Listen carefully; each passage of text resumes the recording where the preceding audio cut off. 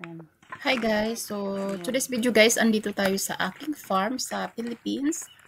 So alam nyo ba guys, ganito yung processing ng ating pag-harvest. Yan, sinusungkit galing sa puno at tinahakot ng kalabaw. Siyempre yung kalabaw guys, yan pa rin yung old style natin. So with kalabaw. So yan talaga ang pinakagamit galing pa sa unang panahon at hanggang ngayon. So gumagamit pa rin tayo ng kalabaw. At mayroon tayong ginawang pangkaragahan ng mga niyog. So, yung dito guys, yan, binubungkalan nila. Nagbubungkal muna ng niyog, tapos binibiak, bago ilagay sa tapahan, bago guys, lutuin siya.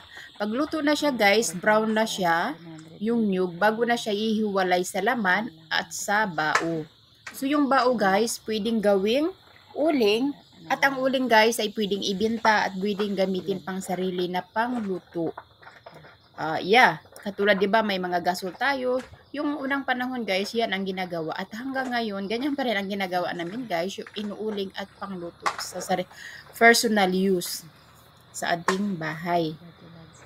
So, after nyan guys, pag lahat luto na, yung brown na siya lahat, sinisiksik sa sako bago na ibenta.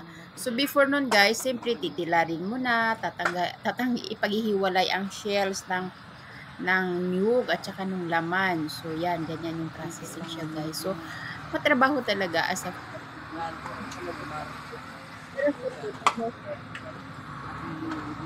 tulog ka naman sa mga gustong tumulong, parang ganun.